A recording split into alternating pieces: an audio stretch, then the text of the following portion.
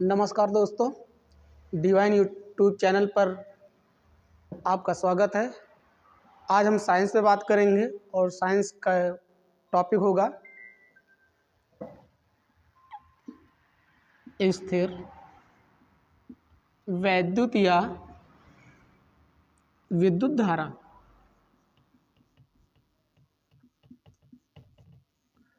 Topic होगा स्थिर वैद्युत या विद्युत धारा।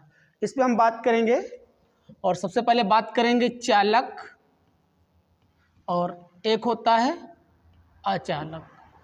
दोनों में क्या अंतर होता है, ये चालक क्या होता है और अचालक क्या होता है, दोनों में क्या अंतर है? कुछ भी अंतर नहीं। थोड़ा समझने के लिए है कि हाँ, चालक किसे कहते हैं, अचालक किसे कहते हैं।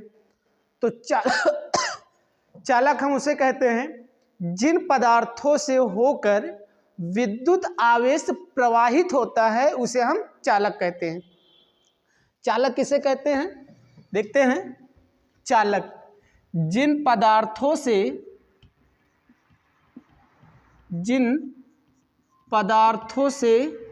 होकर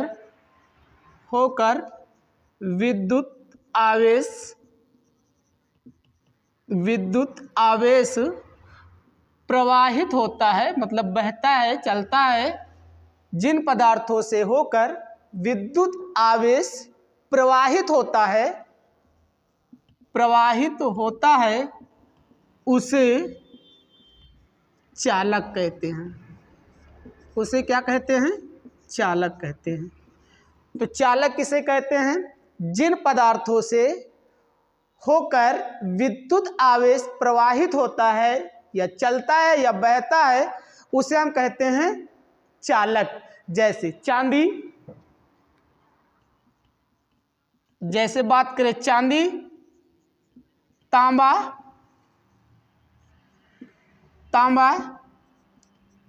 एल्यूमिनियम, ये क्या है? ये चालक के उदाहरण हैं। तो चालक किसे कहते हैं? जिन पदार्थों से होकर विद्युत आवेश प्रवाहित होता है उसे हम चालक कहते हैं। जैसे चांदी हो गया, तांबा हो गया, एल्यूमिनियम हो गया। ठीक, तो ये चालक की परिभाषा है और सेम यही परिभाषा हमारी क्या हो जाएगी? अचालक की। तो यहाँ पे लिखा क्या है भैया? अचालक। तोड़ेंगे आ प्लस चालक। आ मतलब नहीं, चालक मतलब चलना या प्रवाहित होना, बहना। तो यहाँ पे कहा है जिन पदार्थों से होकर विद्युत आवेश प्रवाहित होता है उसे हम कहते हैं चालक। तो हम कहेंगे कि जिन पदार्थों से होकर विद्युत आवेश प्रवाहित नहीं होता है, नहीं चलता है, उसे क्या कहेंगे हम? उसको हम कहेंगे अचालक। तो जिन पदार्थों से होकर विद्युत आवेश का प्रवाह नहीं होता है, जिन पदार्थों से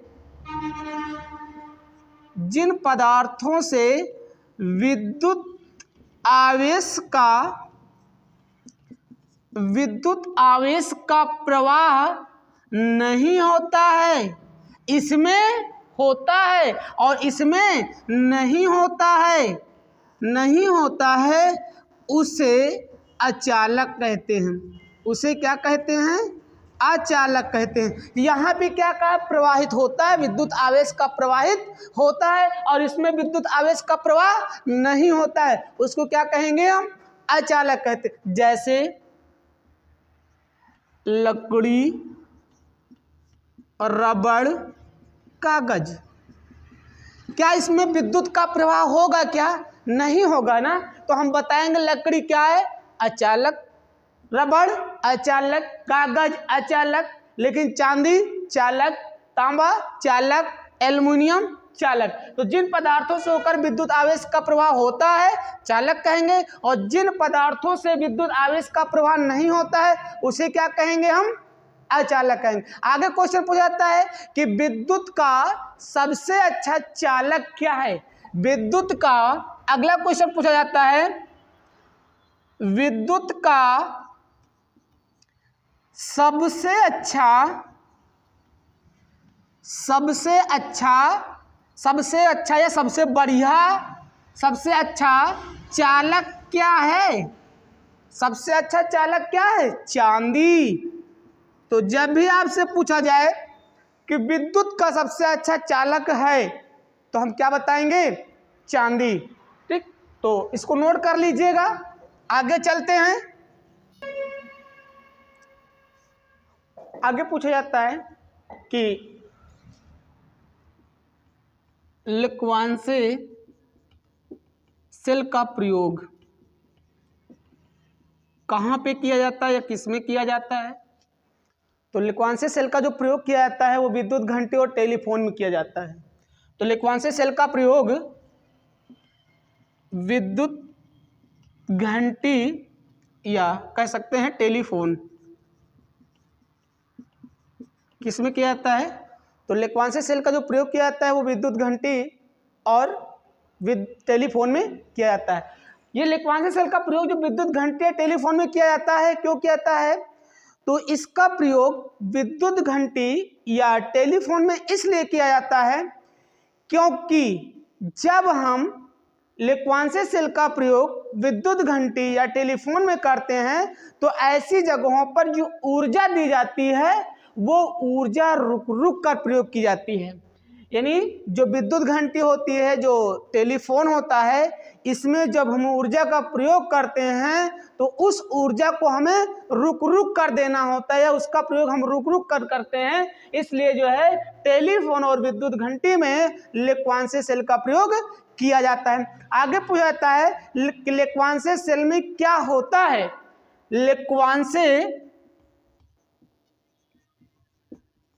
लिक्वांसे सेल में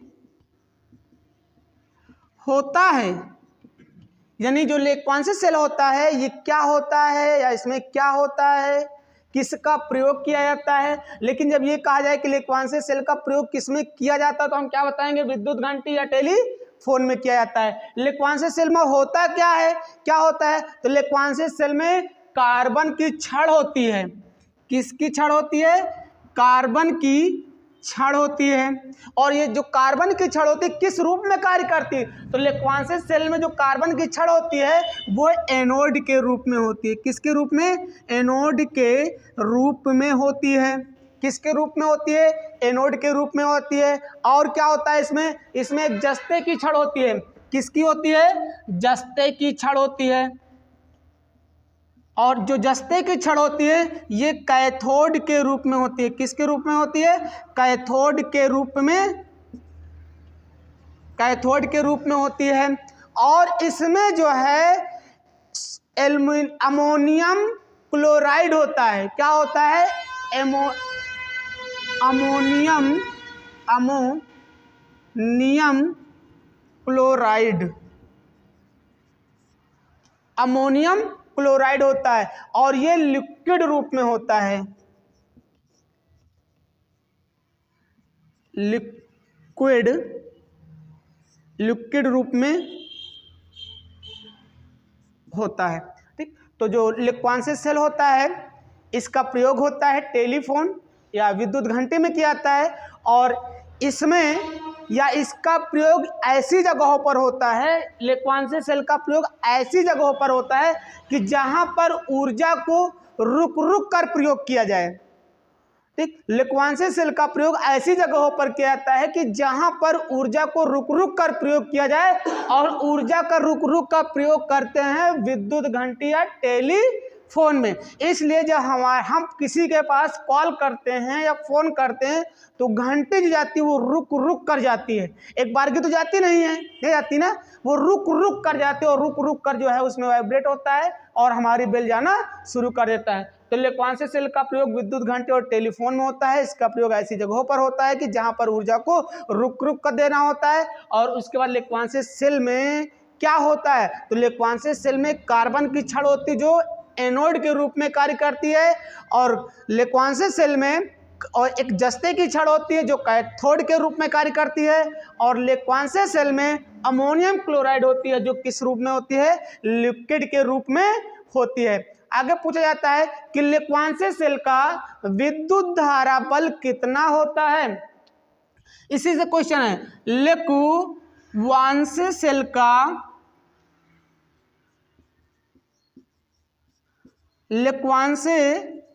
का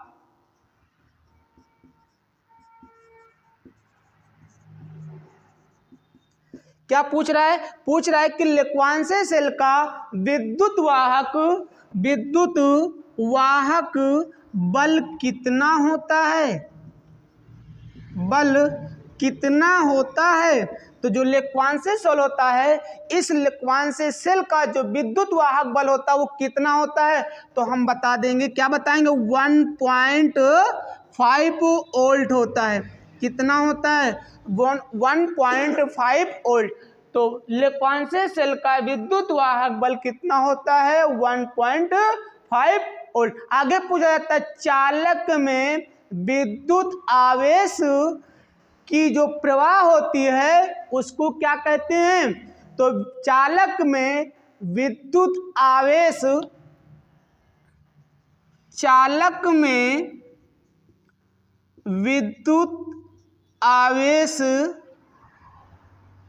प्रवाह की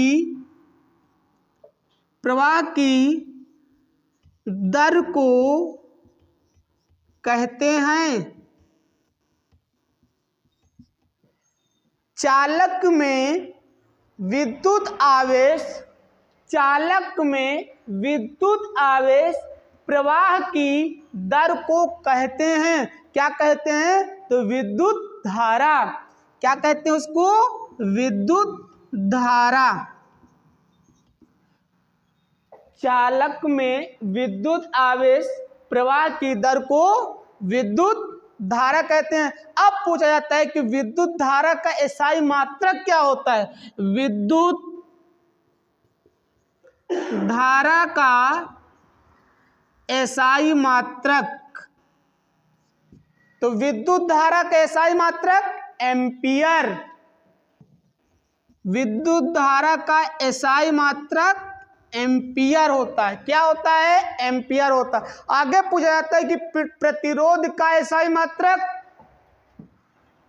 प्रतिरोध का एसआई मात्रक ओम।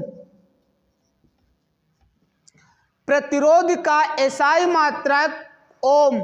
प्रतिरोध का एसआई मात्रक ओम। ओम का नियम। ओम का नियम क्या है? पूछा जाए तो ओम का नियम तो हम क्या बताएंगे? V बराबर आर आई। V मतलब होता है वोल्ट, R मतलब एक नियतांक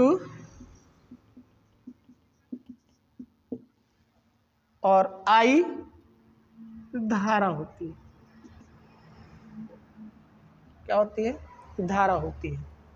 आगे पूछा जाता है, विद्युत परिपथ में ऊर्जा के क्षय होने की दर को कहते हैं। क्या कहते हैं? विद्युत परिपथ में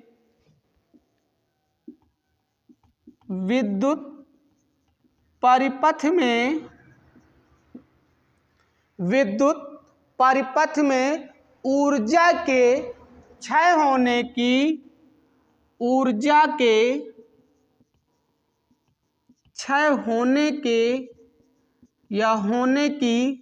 दर को कहते हैं। विद्युत परिपथ में ऊर्जा के क्षय होने की दर को क्या कहते हैं? विद्युत शक्ति।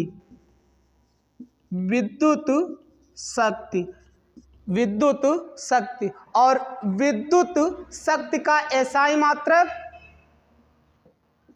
विद्युत शक्ति का एसआई मात्रक वाट। क्या होता है? वाट होता है। ठीक। अब इस जगह से कुछ क्वेश्चन भी हमारे पेपर में पूछे जाते हैं जो न्यूमेरिकल टाइप में होते हैं। क्या पूछा जाता है?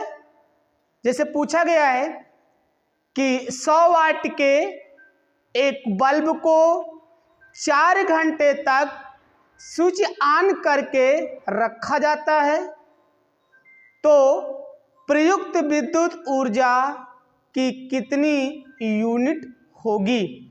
तो जब भी इस तरह के क्वेश्चन हमारे पेपर में पूछा जाए, बहुत ही आसान होते हैं और समझने का प्रयास करेंगे।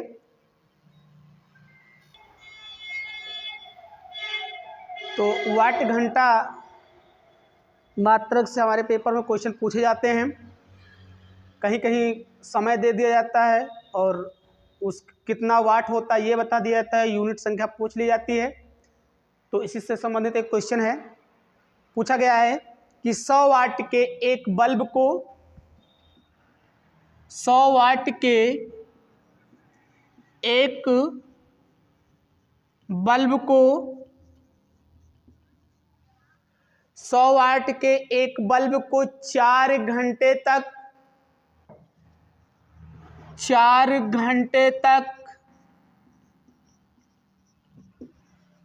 स्विच ऑन रखा जाता है।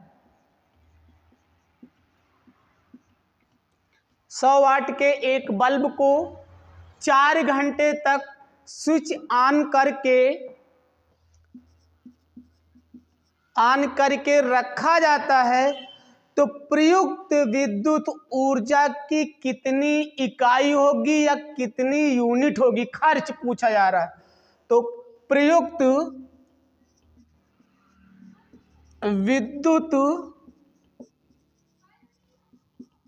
ऊर्जा की कितनी इकाई होगी, यानी जो विद्युत खर्च होगी कितनी यूनिट होगी।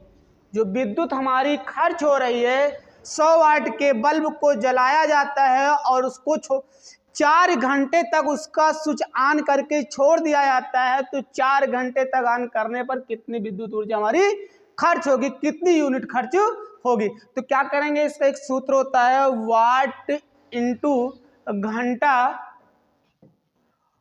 वाट गुणे घंटा बट्टे 1000। इस फार्मूला के आधार पे इस क्वेश्चन को हम बहुत सरल तरीके से हल कर सकते हैं। सबसे पहले उसने दिया है क्या है, वाट। कितने वाट का बल्ब है, 100 वाट का बल्ब है। कितने घंटे तक उसके स्विच को ऑन रखा जाता है, 4 घंटे तक, और बटे के कितने 1000। 2 जीरो से 2 जीरो कैंसिल, तो 4 बट्टे 10, 2 दूनी 4 और 2 पंचे 10, यानी 2 बट्टे 5। कितना आया, 2 बट्टे 5। अब इसको हम और सरल कर लेंगे। क्या करेंगे, इसको 5 से, क्या 5 यानी 2 को भाग देना है किससे, 5 से कटेगा तो है नहीं। क्या करेंगे, पॉइंट लगा के इसके साथ हम एक जीरो बढ़ा देंगे। क्या करेंगे, एक पॉइंट लगाएंगे और पॉइंट लगाने के बाद एक जीरो बढ़ा देंगे, तो अब आसानी से कट जाएगा। 5 51 5 और 5 चौक 20, तो कितना आया, 4.5 यूनिट विद्युत खर्च होगी।